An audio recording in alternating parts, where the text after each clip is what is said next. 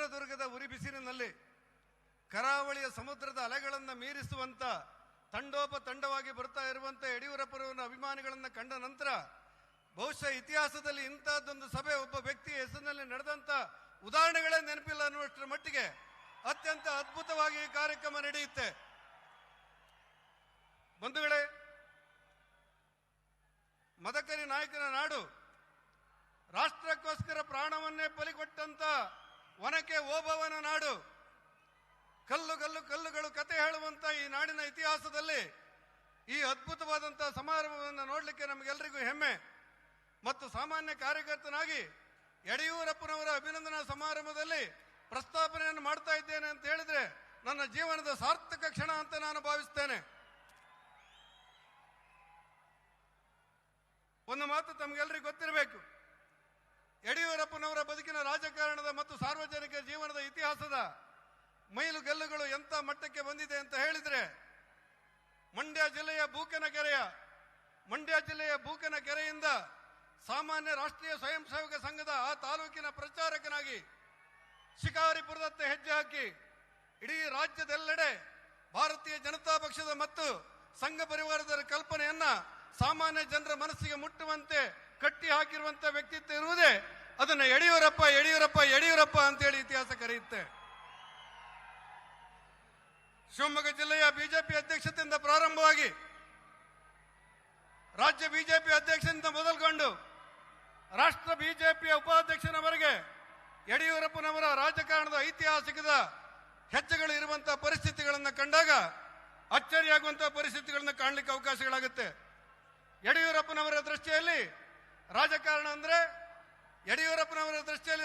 ಅಂದ್ರೆ ಹೌದಪ್ಪಗಳ ಚಾವಡಿ ಅಲ್ಲ, ಬದಲಾಗಿ ಜನಸಾಮಾನ್ಯರ ಮತ್ತು ಬಡವರ ಪರವಾಗಿ ಹೋರಾಟ ಮಾಡುವಂತ ಹೋರಾಟದ ಅಂಗಳ ಅಂತ ಹೇಳಿ ಭಾವಿಸಲಾಗಿದೆ. ಬಂಧುಗಳಿಗೆ ಯೋಚನೆ ಮಾಡುವಂತ ಅವಕಾಶಗಳಿದೆ. ಸಾಮಾನ್ಯ ಜನರ ನಡುವೆ ಬೆಳೆದಂತ ಯಡಿಯೂರಪ್ಪನವರು ಜನರ ಸಮಸ್ಯೆಗಳನ್ನ, ನೋವುಗಳನ್ನ, ದುಃಖಗಳನ್ನ, ದುಮ್ಮಾನಗಳನ್ನ, ಅವರ ಸಂಕಷ್ಟಗಳನ್ನ ಅರಿತು ಅದಕ್ಕೆ ಸ್ಪಂದಿಸುವಂತ ರೀತಿ ಇದೆಯಲ್ಲ, ಇದು ಬಹುಶಃ ರಾಜಕಾರಣದ ಇತಿಹಾಸದಲ್ಲಿ ಮತ್ತೊಬ್ಬ ಮನುಷ್ಯನಿಂದ ಸಾಧ್ಯ ಇಲ್ವೇನೋ ಅನ್ಸುವಂತ ಮಟ್ಟಕ್ಕಿರುತ್ತೆ. ಅತ್ಯಂತ ಎಳೆಯ ವಯಸ್ಸಿನಲ್ಲಿ ಈ ಶಿವಮೊಗ್ಗ ಜಿಲ್ಲೆಯಲ್ಲಿ ಜೀತದಾಳುಗಳನ್ನು ಗಮನಿಸ್ತಾರೆ. ಜೀತದಾಳುಗಳಂದ್ರೆ ಯಾರು ಗೊತ್ತಾ ನಿಮಗೆ? ಅವನ ತಂದೆ 10 ರೂಪಾಯಿ ಸಾಲ ಪಡೆದಿರ್ತಾನೆ. ಆ 10 ರೂಪಾಯಿ ಸಾಲ ಪಡೆದದಕ್ಕೋಸ್ಕರ ಶ್ರೀಮಂತರ ಮನೆಯಲ್ಲಿ ಅವನ ಮಗ ಮತ್ತು ಮೊಮ್ಮಗ ಜೀವನ ಪರ್ಯಂತ ಉಚಿತವಾಗಿ ಜೀತ ಮಾಡುವಂತ ಪದ್ಧತಿಗೆ ಜೀತ ಪದ್ಧತಿ ಅಂತ ಹೇಳ್ತಾರೆ. ಶ್ರೀಮಂತರ ಅಟ್ಟಹಾಸದ ಕಾಲದಲ್ಲಿರುವಂತಹ ಜೀತ ಪದ್ಧತಿಯನ್ನ ಯಡಿಯೂರಪ್ಪನವರು ಈ ದೇಶದಲ್ಲಿ ಪ್ರಥಮ ಬಾರಿಗೆ ವಿರೋಧ ಮಾಡ್ತಾರೆ.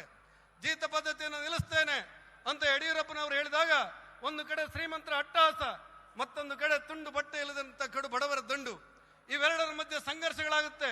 ಶ್ರೀಮಂತ ಮತ್ತು ಬಡವರ ಸಂಘರ್ಷದಲ್ಲಿ ಯಡಿಯೂರಪ್ಪನವರು ಜೀತದಾಳುಗಳ ಪರವಾಗಿ ನಿಲ್ಲುತ್ತಾರೆ. ಆ ಜೀತ ಪದ್ಧತಿಯನ್ನ ಮುಕ್ತಿ ಮಾಡಬೇಕು ಅಂತ ಹೇಳ್ತಾರೆ. ಕೇವಲ ಇಲ್ಲಲ್ಲ, ಯಡಿಯೂರಪ್ಪನವರ ಹೋರಾಟದ ಪರವಾಗಿ ವಿಧಾನಸೌಧದಲ್ಲಿ ಯಡಿಯೂರಪ್ಪನವರು ಇತಿಹಾಸದಲ್ಲಿ ಪ್ರಥಮ ಬಾರಿಗೆ ಜೀತದಾಳುಗಳನ್ನು ಜೀತ ಮುಕ್ತಗೊಳಿಸಿ ಅಂತ ಗುಡುಗುತ್ತಾರೆ.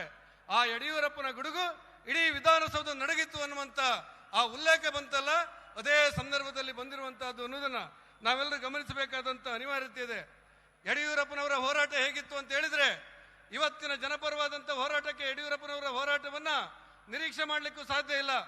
ಇವತ್ತು ರಾಜಕಾರಣ ಮತ್ತು ಹೋರಾಟ ಯಾವ ಮಟ್ಟಕ್ಕೆ ಬಂದಿದೆ ಅಂತ ಹೇಳಿದ್ರೆ ಕೇವಲ ಸಾಂಕೇತಿಕ ಅನ್ನುವಂತ ಮಟ್ಟದಲ್ಲಿದೆ. ಆದ್ರೆ ಯಡಿಯೂರಪ್ಪನವರು ಒಂದ್ ದಿವಸ ಬೆಳಿಗ್ಗೆ ಶಿಕಾರಿಪುರದಲ್ಲಿ ವಾಕಿಂಗ್ ಹೋಗ್ತಾ ಇದ್ರು. ಎಪಿಎಂಸಿಯ ಆ ಕಚೇರಿ ಎದುರುಗಡೆ, ಎಪಿಎಂಸಿ ಆಫೀಸಿನ ಎದುರುಗಡೆ ನೂರಾರು ರೈತರು ಟ್ರ್ಯಾಕ್ಟರ್ ಇಟ್ಕೊಂಡು ಕೂತ್ಕೊಂಡಿದ್ದಾರೆ. ವಾಕಿಂಗ್ ಹೋಗ್ತಿರುವಂತ ಯಡಿಯೂರಪ್ಪನವ್ರು ಕೇಳ್ತಾರೆ, ಯಾಕೆ ರೈತರೆಲ್ಲ ನಿಂತ್ಕೊಂಡಿದ್ದೀರಿ? ಒಬ್ಬ ಬಡಪಾಯಿ ರೈತ ಹೇಳ್ತಾನೆ, ಯಡಿಯೂರಪ್ಪನವರೇ, ನಮ್ಮ ಕೈಯಲ್ಲಿ ಸಾಧ್ಯ ಆಗ್ತಾ ಇಲ್ಲ, ನಿನ್ನೆ ಬೆಳಗಿಂದ ನಿಂತುಕೊಂಡಿದ್ದೇವೆ, ಇಡೀ ರಾತ್ರಿ ನಿಂತಿದ್ದೇವೆ, ನಮ್ಮ ಬೆಂಬಲ ಬೆಲೆ ಕೊಟ್ಟು ನಮ್ಮ ಜೋಳವನ್ನು ಖರೀದಿ ಮಾಡಲಿಕ್ಕೆ ಈ ಎಪಿಎಂಸಿ ಅಧಿಕಾರಿಗಳು ಒಪ್ತಾ ಇಲ್ಲ, ಇದಕ್ಕೆ ಏನಾದರೂ ಮಾಡಬೇಕು ಅಂತ ಹೇಳಿದಾಗ ಅವತ್ತಿನ ಯುವಕ ಯಡಿಯೂರಪ್ಪ ಎಪಿಎಂಸಿ ಆಫೀಸಿನ ಎದುರುಗಡೆ ಹೋಗಿ ನಿಂತ ಕ್ಷಣದಲ್ಲೇ ಕುಂತು ಬಿಡ್ತಾರೆ. ಇವತ್ತಿನ ಹಾಗೆ ಮೊಬೈಲ್ ಇರಲಿಲ್ಲ, ಮೆಸೇಜ್ ಇರಲಿಲ್ಲ, ಇಮೇಲ್ ಇರಲಿಲ್ಲ, ಯಾವುದು ಇಲ್ಲದಿರುವ ಸಂದರ್ಭದಲ್ಲಿ ಯಡಿಯೂರಪ್ಪ ಅನ್ನುವಂತ ರೈತ ಮುಖಂಡ ಕುಳಿತುಕೊಂಡು ಅನ್ನುವ ಕಾರಣಕ್ಕೆ ಇಡೀ ಕರ್ನಾಟಕ ಸರ್ಕಾರ ಮಣಿಯುತ್ತೆ. ಕರ್ನಾಟಕ ಸರ್ಕಾರ ಮಣಿದು ಯಡಿಯೂರಪ್ಪನವರು ಹೇಳುವ ಮೊದಲು ಆ ಬೆಂಬಲ ಬೆಲೆಯನ್ನು ಘೋಷಣೆ ಮಾಡಿ ಕಚೇರಿಯ ಬಾಗಿಲು ತೆಗೆದು ರೈತರಿಗೆ ನ್ಯಾಯ ಸಿಕ್ಕುವಂತ ವಾತಾವರಣಗಳಾಗುತ್ತೆ. ಯಾರಿಂದ ಸಾಧ್ಯ? ಇವತ್ತಿನ ರಾಜಕಾರಣದಲ್ಲಿ ಯಾರಿಂದಾದ್ರೂ ಸಾಧ್ಯ ಇದೆಯೇನು? ಒಂದು ಬೆಳಗ್ಗೆ ಕೂತಂತ ಯಡಿಯೂರಪ್ಪ ಸಂಜೆ 7 ಒಳಗೆ ಕರ್ನಾಟಕದಲ್ಲಿ ಬೆಂಬಲ ಬೆಲೆಗೋಸ್ಕರ ನಿಂತಿರುವಂತ ಲಕ್ಷಾಂತರ ಜನ ರೈತರಿಗೆ ನೆರವಾಗುವಂತ ಹೋರಾಟವನ್ನು ಕಟ್ಟಿಕೊಟ್ರಲ್ಲ, ಅದು ಯಡಿಯೂರಪ್ಪ ಅಂತ ಹೇಳಿ. ನನ್ನ ಮಾತು ಮುಗಿಸುವ ಮುಂಚೆ ಒಂದು ಘಟನೆಯನ್ನು ನಿಮಗೆ ನೆನಪು ಮಾಡಬೇಕು. ನಮಗೆಲ್ಲರೂ ಹಿರಿಯರಾಗಿರುವಂತ ವಯೋವೃದ್ಧರು ಜ್ಞಾನವೃದ್ಧರು ಆಗಿರುವಂತ ಶಂಕರಮೂರ್ತಿ ಅವರು ನಿನ್ನೆ ಒಂದು ಘಟನೆಯನ್ನು ಹೇಳ್ತಾರೆ. ಏನಂದ್ರೆ, ಅಯೋಧ್ಯೆಯ ಶ್ರೀರಾಮ ಮಂದಿರಕ್ಕೆ ಸಂಬಂಧಪಟ್ಟಂತೆ ಕರಸೇವೆ ಚಳವಳಿಗೆ ಆಗುತ್ತೆ. ಆ ಚಳವಳಿಗೆ ಕರ್ನಾಟಕದಿಂದ ಯಡಿಯೂರಪ್ಪ ಮತ್ತು ವೈಎಸ್ ತಂಗ ಇಬ್ರು ಬರಬೇಕು ಅಂತೇಳಿ ಆಹ್ವಾನಿಸಲಾಗುತ್ತೆ. ಹೋಗ್ತಾ ಇರುವುದು ಅಯೋಧ್ಯೆಯ ಚಳವಳಿಗೆ, ವಾಪಸ್ ಬರ್ತಾರೆ ಅನ್ನುವಂಥ ಸ್ಥಿತಿಯಲ್ಲಿ ಇರಲಿಲ್ಲ. ಅಂತ ಸಂದರ್ಭದಲ್ಲಿ ಯಡಿಯೂರಪ್ಪನವರು ವಾಹನವನ್ನು ಹತ್ತಿ ಅಯೋಧ್ಯೆಗೆ ತೆರಳುವ ಮುಂಚೆ ಹೇಳಿದ್ರಂತೆ, ನೀವೆಲ್ಲ ಗಮನಿಸಬೇಕು, ಭಾರತೀಯ ಜನತಾ ಪಕ್ಷವು ಸೇರಿದಂತೆ ಎಲ್ಲ ಸಂಘ ಪರಿವಾರವು ಸೇರಿದಂತೆ ಪಕ್ಷಾತೀತವಾಗಿ ಇವತ್ತು ಲಕ್ಷಾಂತರ ಜನ ಯಡಿಯೂರಪ್ಪನವರ ಅಭಿಮಾನಿಗಳು ನೀವು ಸೇರಿದ್ದೀರಲ್ಲ, ಒಂದು ಸಾರಿ ಗಮನಿಸಿ ಕೇಳಿ. ಯಡಿಯೂರಪ್ಪ ಹೇಳ್ತಾರೆ, ಶಂಕರಮೂರ್ತಿ ಅವರೇ ಅಯೋಧ್ಯೆ ಚಳವಳಿಗೆ ಹೋಗ್ತಾ ಇದ್ದೇನೆ, ಹಿಂದಿನ ಘಟನೆಗಳೆಲ್ಲ ನೋಡಿದ್ರೆ ವಾಪಸ್ ಬರ್ತಾರೆ ಅನ್ನೋದಕ್ಕೆ ಯಾವ ಆಧಾರಗಳಿಲ್ಲ, ನನ್ನ ಸಣ್ಣ ಮಕ್ಕಳ ಬಗ್ಗೆ ಗಮನ ಕೊಡಿ ಅಂತ ಹೇಳಿ ಯಡಿಯೂರಪ್ಪನವರು ಅಯೋಧ್ಯೆ ಚಳವಳಿಗೆ ಹೋದದ್ದನ್ನ ಅತ್ಯಂತ ಭಾವುಕತೆಯಿಂದ ತುಂಬಿದ ಕಣ್ಣುಗಳಿಂದ ನಮ್ಮ ಹಿರಿಯರಾಗಿರುವಂತಹ ಶಂಕರಮೂರ್ತಿ ಅವರು ಎಣಿಸಿಕೊಂಡಾಗ ಅವರ ಶ್ರಮ ಏನು, ಆ ಶ್ರಮದ ಹಿಂದಿರುವಂತಹ ತಾಕತ್ತೇನು ಅನ್ನುವುದು ಅರ್ಥವಾಗಲಿಕ್ಕೆ ಸಾಧ್ಯ ಆಗುತ್ತೆ. ಒಂದ್ಸಾರಿ ಏನಾಯ್ತು ಅಂತ ಹೇಳಿದ್ರೆ, ತುರ್ತು ಪರಿಸ್ಥಿತಿಯ ಸಂದರ್ಭದಲ್ಲಿ ಯಡಿಯೂರಪ್ಪನವರನ್ನು ಬಳ್ಳಾರಿ ಜೈಲಿಗೆ ಹಾಕಲಾಗುತ್ತೆ. ಆ ಬಳ್ಳಾರಿ ಜೈಲಿನಲ್ಲಿ ಸಂದರ್ಭದಲ್ಲಿ ನಡೆದಿರುವಂತಹ ಘಟನೆಗಳನ್ನ ನಮ್ಮ ಹೊಸ ಯುವಕರು ಕೇಳಬೇಕು ನೀವು. ಯಡಿಯೂರಪ್ಪನವರು ಆ ಜೈಲಲ್ಲೂ ಕೂಡ ಪ್ರತಿಭಟನೆ ಮಾಡ್ತಾರೆ, ಧರಣಿ ಮಾಡ್ತಾರೆ. ಯಾಕೆ ಮಾಡ್ತಾರೆ ಕೇಳಿದ್ರೆ, ನನಗೆ ಅನ್ನ ಕೊಡಬೇಕು ಅಂತ ಹೇಳಿಲ್ಲ ನಾನು.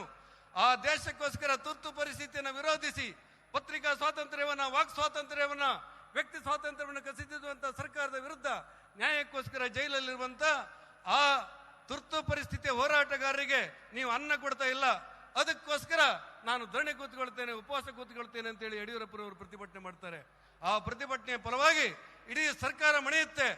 ಪೊಲೀಸರು ಅವತ್ತಿನ ಪೊಲೀಸರು ಎಂತ ಕೆಟ್ಟದ್ದಾಗಿ ನಡ್ಕೊಂಡ್ರು ಅಂದ್ರೆ, ಸರ್ಕಾರ ಯಡಿಯೂರಪ್ಪನವರ ಮೇಲೆ ಉಳಿದ ಕೈದಿಗಳಿಂದ ಹಲ್ಲೆ ಮಾಡುವಂತ ಪ್ರಯತ್ನ ಮಾಡಿದರು.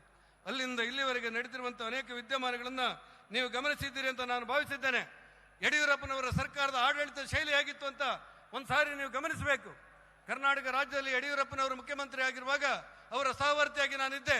ಆ ಸಂದರ್ಭದಲ್ಲಿ ಇವತ್ತು ಪೂಜ್ಯ ಸ್ವಾಮೀಜಿ ಅವರು ಮಠಗಳನ್ನೆಲ್ಲವನ್ನು ಬಿಟ್ಟು ಮಠಗಳನ್ನು ನಿರ್ಮಾಣ ಮಾಡಿಕೊಂಡು ಬಡವರ ಮಕ್ಕಳಿಗೆ ಶಿಕ್ಷಣ ಕೊಟ್ಟು, ಆರೋಗ್ಯ ಕೊಟ್ಟು, ಒಂದು ಆರೋಗ್ಯಕರ ಸಮಾಜವನ್ನು ನಿರ್ಮಾಣ ಮಾಡುವುದಕ್ಕೋಸ್ಕರ ಬದುಕನ್ನೇ ತ್ಯಾಗ ಮಾಡಿರುವಂತ ಈ ಕಾವಿದಾರಿ ಸನ್ಯಾಸಿಗಳು, ಸ್ವಾಮೀಜಿಗಳೆಲ್ಲ ಇದ್ದಾರಲ್ಲ, ಆ ವಿಧಾನಸೌಧದಲ್ಲಿ ತುಂಬ ತಿರುಗ್ತಾ ಇದ್ರು. ಸ್ವತಃ ಯಡಿಯೂರಪ್ಪನವರು ಕರೀತಾ ಇದ್ರು, ಬನ್ನಿ ನನ್ನ ಮುಖ್ಯಮಂತ್ರಿಗಳ ಕಚೇರಿಗೆ ಬನ್ನಿ ಅಂತೇಳಿ. ಅವರ ಮಠ ಮಂದಿರಗಳಿಗೆ ಅನುಕೂಲ ಮಾಡಿಕೊಡುವ ವ್ಯವಸ್ಥೆಗಳಿತ್ತು.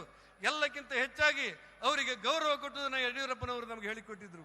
ಯಾವುದೇ ಸನ್ಯಾಸಿಗಳು ಬಂದ್ರೆ, ಯಾವುದೇ ಮಠಾಧೀಶರು ಬಂದ್ರೆ, ಯಾವುದೇ ಸಂದರ್ಭದಲ್ಲಿ ಅವರಿಗೆ ನೋವಾಗದಂತೆ ನೋಡಿಕೊಳ್ಳತಕ್ಕದ್ದು ಇದು ಮುಖ್ಯಮಂತ್ರಿಗಳ ಆಜ್ಞೆ ಆಗಿತ್ತು.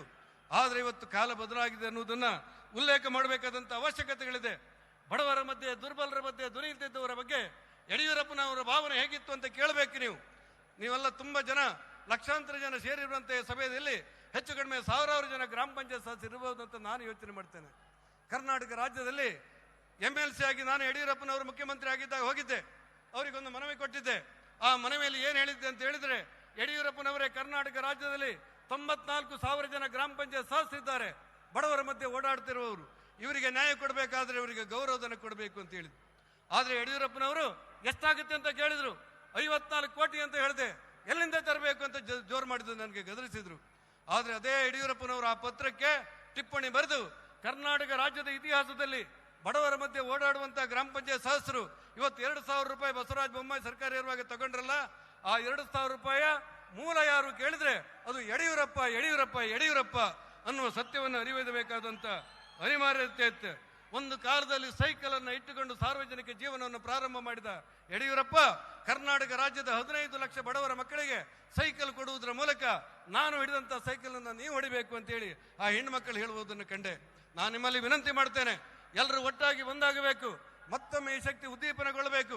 ಯಡಿಯೂರಪ್ಪರವರ ಮಾರ್ಗದರ್ಶನದಲ್ಲಿ ಬರ್ತಾ ಇರುವಂತ ನಮ್ಮೆಲ್ಲ ಮುಖಂಡರ ಮಾರ್ಗದರ್ಶನದಲ್ಲಿ, ಸನ್ಮಾನ್ಯ ಪ್ರಧಾನಮಂತ್ರಿ ನರೇಂದ್ರ ಮೋದಿ ಅವರ ಮಾರ್ಗದರ್ಶನದಲ್ಲಿ, ನಮ್ಮ ರಾಜ್ಯಾಧ್ಯಕ್ಷರಾಗಿರುವಂತಹ ವಿಜಯೇಂದ್ರ ಮಾರ್ಗದರ್ಶನದಲ್ಲಿ ಇವತ್ತು ನಮ್ಮ ಸಂಘಟನೆಯ ಅಶ್ವಮೇಧವನ್ನು ನಿಮ್ಮೆಲ್ಲರ ಆಶೀರ್ವಾದದೊಂದಿಗೆ ಬಿಡ್ತಾ ಇದ್ದೇವೆ. ನಿಮ್ಮೆಲ್ಲರ ಆಶೀರ್ವಾದದೊಂದಿಗೆ ಈ ನಮ್ಮ ಸಂಘಟನೆಯ ಅಶ್ವಮೇಧವನ್ನು ಬಿಡ್ತಾ ಇದ್ದೇವೆ. ತಡೆಯುವ ಶಕ್ತಿ ಇರುವಂತ ಜನ ಇಲ್ಲ ಅಂತ ನನ್ನ ಭಾವನೆ. ಇಡೀ ಹಿಂದೂ ಧರ್ಮಕ್ಕೆ, ಸನಾತನ ಧರ್ಮಕ್ಕೆ ಶಕ್ತಿ ಕೊಡುವುದಕ್ಕೋಸ್ಕರ ಯಡಿಯೂರಪ್ಪನ ಆನಂದೋತ್ಸವನ್ನ, ಯಡಿಯೂರಪ್ಪನವರ ಅಭಿಮಾನಂದೋತ್ಸವನ್ನ ಎಲ್ಲರೂ ಒಟ್ಟಾಗಿ ಒಂದಾಗಿ ಆಚರಿಸೋಣ ಅಂತ ಹೇಳಿ ಈ ಕಾರ್ಯಕ್ರಮಕ್ಕೆ ಶುಭ ಹಾರೈಸ್ತೇನೆ. ನಮಸ್ಕಾರ, ಧನ್ಯವಾದ.